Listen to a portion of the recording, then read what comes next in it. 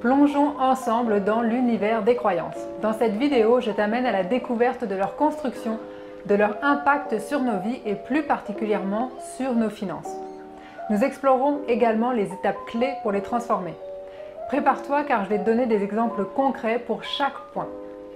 Bonjour, je m'appelle Aurélie, coach consultante en création de richesse et fondatrice de Les Finances au féminin. Mon intention à travers cette chaîne est de t'amener à créer plus de richesse en abordant des sujets en lien avec l'argent, l'entrepreneuriat et le développement personnel. Dans les vidéos précédentes, nous avons exploré les 3 premiers niveaux logiques de changement tels que définis par Robert Dietz, consultant et chercheur américain, pionnier de la PNL. Si tu les as manqués, retrouve les liens dans les commentaires. Aujourd'hui, nous abordons le 4e niveau qui est celui des croyances. Alors prête à plonger dans le changement? C'est parti! Ce niveau est particulièrement crucial dans le domaine de la manifestation. En effet, même si tu possèdes de solides connaissances en finance, tes croyances limitantes peuvent bloquer l'abondance financière que tu recherches. En prenant conscience de ces blocages et en les combinant avec de bonnes connaissances financières et de saine gestion de tes finances, eh bien tu augmenteras considérablement tes chances de créer rapidement de la richesse. Cela peut sembler magique, surtout lorsque nous voyons des exemples qui paraissent miraculeux. Mais c'est surtout que c'est très vendeur. La réalité, c'est que si tu n'as pas une base solide en gestion financière et que tu as des mauvaises habitudes, le succès financier que tu recherches tant ne sera qu'une illusion. Si tu n'arrives pas à gérer 100 $, eh bien tu ne seras pas plus capable de gérer 10 000 $ ou même 1 million. Et ce, même si tu travailles vraiment très fort sur tes croyances limitantes et que tu crois profondément et sincèrement que tu mérites l'abondance. Alors, qu'est-ce qu'une croyance? Eh bien, d'après le Larousse, c'est le fait de croire à l'existence de quelqu'un ou de quelque chose, à la vérité d'une doctrine, d'une thèse. Quand j'ai fait ma recherche avec GPTchat, il indiquait qu'une croyance est une conviction que nous avons sur quelque chose, que ce soit sur nous-mêmes, sur les autres ou sur le monde qui nous entoure et que ces convictions vont guider nos pensées, nos émotions et donc nos actions au quotidien. Nos actions vont créer des résultats et la somme de ces résultats va créer notre réalité. Donc pour être en mesure de changer sa réalité, il faut remonter à la source, c'est-à-dire aux croyances. La source de nos croyances agit comme un cercle vertueux ou un cercle vicieux. Avant de prendre un exemple concret, nous allons d'abord regarder comment se construit une croyance et l'impact de nos croyances sur nos vies et plus précisément sur notre compte de banque. Comment se construisent les croyances et quels sont leurs impacts sur nos vies? Les croyances se construisent à partir de nos expériences, de nos interactions sociales et de nos observations. Elles sont souvent renforcées par nos succès et nos échecs, ainsi que par les histoires que nous nous racontons et que nous entretenons. Plus il y a de répétitions et plus la croyance va être ancrée profondément.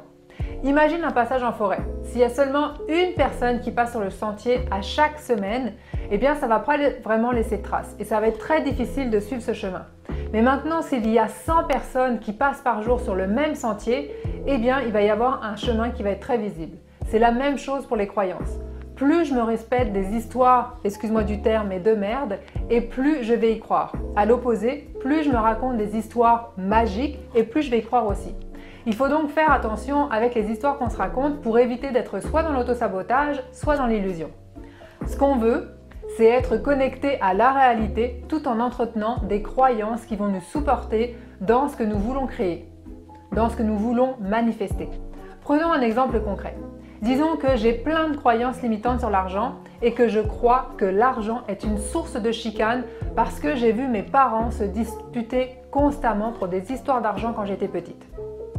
Disons que mes parents avaient de la difficulté à y arriver et que l'un reprochait à l'autre de ne pas gagner assez d'argent ou de trop dépenser. C'est sûr que d'entendre mes parents se disputer constamment pour des histoires d'argent a eu des conséquences sur moi, que j'en sois consciente ou non. Voyons l'impact indirect que cela pourra avoir. Certaines personnes vont peut-être avoir de la difficulté à se mettre en couple. D'autres vont peut-être choisir une profession pour faire beaucoup d'argent afin de s'assurer que l'argent ne soit jamais un problème. Et pour certains, eh bien, ça peut devenir un sujet tabou. Pourtant, les 3 personnes ont vécu la même expérience. Et dans ces 3 exemples, on peut voir que la croyance inconsciente que l'argent est une source de chicane peut avoir un énorme impact sur nos choix de vie, car d'un côté, je peux avoir envie de me mettre en couple pour construire une famille, mais de l'autre, j'ai tellement peur que ça crée de la chicane que j'ai toujours un pied sur l'accélérateur et un pied sur le frein. Dans mon deuxième exemple, il se peut que j'ai choisi un métier qui me rapporte beaucoup d'argent, mais qui soit malheureusement pas vraiment ce que j'aime parce que je l'ai choisi pour des raisons monétaires et non parce que ça me faisait vraiment triper. Et dans mon troisième exemple, eh bien, le fait que ce soit un sujet tabou peut m'amener à vivre une situation très précaire puisque je laisse ma partenaire prendre toutes les décisions, même si cela ne me convient pas, pour éviter les disputes. Donc, tant que je ne vais pas travailler sur la source du problème, eh bien, je vais toujours être victime de ma propre croyance. En théorie, ça a l'air facile de changer une croyance, mais en pratique, c'est pas toujours simple car il faut être en mesure de mettre vraiment le doigt sur la croyance originelle, sauf que notre propre système de défense peut parfois jouer contre nous car la croyance limitante ou erronée que l'on a acceptée comme une vérité s'est construite pour nous protéger et nous empêcher de souffrir. On peut donc faire face à plusieurs barrières qui sont souvent inconscientes. Premièrement, il va être nécessaire d'avoir de l'humilité pour admettre que notre façon de penser, d'être ou de faire n'est pas bonne et donc que nous avons tort. Et plus nous sommes fiers et orgueilleuses, et plus ça va être difficile. Car c'est douloureux pour notre ego. Deuxièmement, eh bien, il y a toujours des bénéfices à une croyance limitante ou à ce qu'on appelle une fausse croyante. Parce que sinon, eh bien, on ne la conserverait pas. Donc maintenant, voyons les étapes de changement d'une croyance. Alors la première étape est d'identifier la croyance limitante ou la fausse croyante qui est par exemple, dans mon exemple, l'argent est une source de chicane. Pour qu'il y ait une vraie transformation, il est essentiel que ça passe par le mental, notre côté cartésien, et notre corps, c'est-à-dire les sensations que l'on ressent par rapport à cette croyance. Voici les questions à se poser par rapport à la croyance qu'on a identifiée. D'où me vient cette croyance ? Vient-elle d'une autorité extérieure ou d'une expérience passée que j'ai vécue? Comment cette croyance se manifeste-t-elle dans mon corps? Alors je pourrais ressentir des bouffées de chaleur, une boule au ventre, un serrement dans la poitrine, une envie de pleurer. La deuxième étape est de définir une nouvelle croyance que l'on veut intégrer et d'examiner comment notre corps réagit face à cette croyance afin de la valider. C'est important de reformuler la croyance à intégrer jusqu'à ce que je me sente satisfaite avec ce que je ressens. La troisième étape est de définir les coûts et les bénéfices de l'ancienne et de la nouvelle croyance pour en faire le tour. Voici les questions à te poser pour disséquer l'ancienne et la nouvelle croyance. Qu'est-ce que cette croyance me coûte en termes de qualité de vie, d'objectifs que je souhaite atteindre? Quels sont les besoins qui ne sont pas nourris avec cette croyance? Quels sont les bénéfices que j'ai avec cette croyance? Autrement dit, quels sont les besoins qui ont été satisfaits par cette croyance jusqu'à aujourd'hui? Pour que ce soit plus facile à comprendre, prenons un exemple concret pour que ce soit plus clair pour toi de faire l'exercice avec ta propre croyance que tu auras identifiée. Je t'ai mis des exemples sous forme d'un tableau que j'ai mis en PDF dans la description pour que tu puisses l'imprimer si tu veux. Alors disons que l'ancienne croyance est que l'argent est une source de chicane et qu'après réflexion, la nouvelle croyance que tu souhaites intégrer est qu'une bonne compréhension de tes finances et de tes besoins va améliorer tes relations. À l'heure actuelle, à cause de ma croyance limitante, disons que j'ai de la difficulté à m'engager dans mon couple. Je ne veux pas vraiment dire ce que je pense à mon partenaire, ce qui fait que je manque d'authenticité dans ma communication avec lui. Ça fait aussi que j'entretiens une relation plus superficielle puisqu'on ne parle pas des vraies affaires. Du coup, ça m'empêche de créer une famille et que comme l'argent est un sujet tabou, eh bien ça m'insécurise car je ne sais pas comment mon partenaire gère mes finances, s'il est vraiment responsable. Tout ce que je viens d'énumérer représente les aspects négatifs, ce que j'ai appelé le coût. Mais cette croyance que l'argent est une source de chicane m'apporte aussi des bénéfices, comme par exemple le fait de profiter d'une certaine indépendance. Le fait que je n'ai pas besoin de m'affirmer et de prendre une position sur ma façon de penser. Ça m'évite aussi de devoir remettre en question la gestion de mes finances. Ça me permet aussi de dépenser sans avoir à en discuter ou à me justifier. Et enfin, ça me permet d'avoir 100% de contrôle sur ce qui se passe avec mes finances.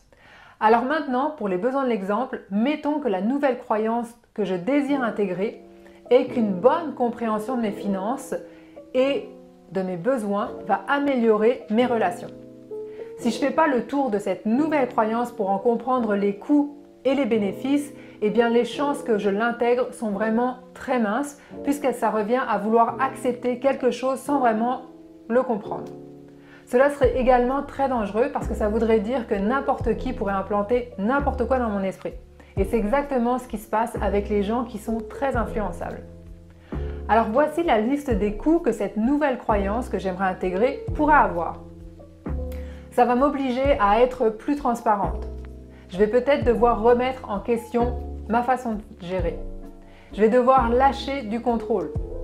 Il se peut que je doive faire face à des mauvaises habitudes financières et que je vais devoir me priver pour rembourser des dettes.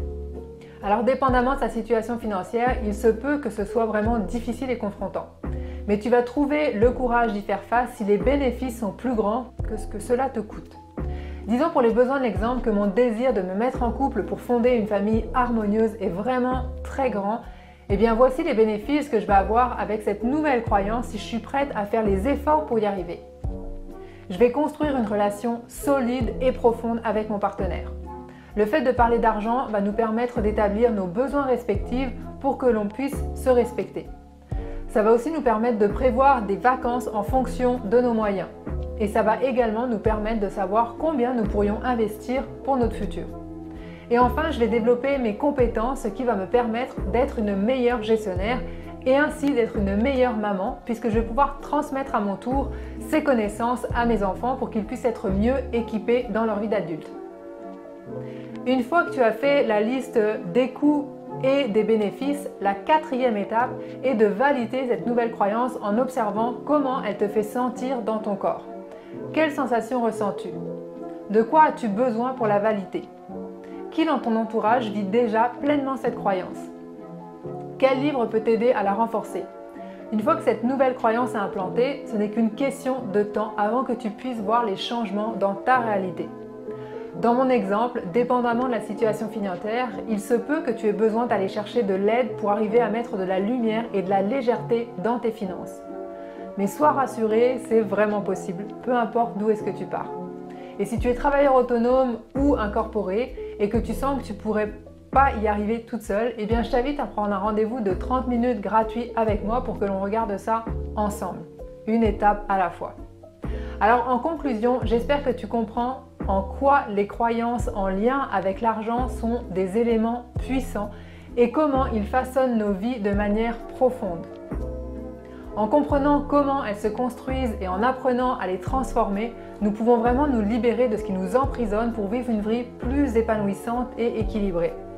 Dans la description, j'ai mis le lien vers une ressource gratuite qui est une liste de 50 croyances limitantes sur l'argent pour que tu puisses voir ce qui te bloque. Je te remercie d'avoir visionné cette vidéo. Je t'invite à me partager tes expériences et tes réflexions dans les commentaires. Et si ce n'est pas déjà fait, pense à t'abonner pour voir la suite puisque la semaine prochaine, nous allons analyser le 5e niveau qui est cette fois-ci en lien avec notre identité. Rappelle-toi que tu as le pouvoir de changer tes croyances sur l'argent et de créer la vie que tu désires vraiment si tu as le courage de t'analyser dans l'amour et la bienveillance afin d'aller chercher ce dont tu as besoin pour aller au prochain niveau dans la création de ta vie idéale. Donc je te dis à très bientôt.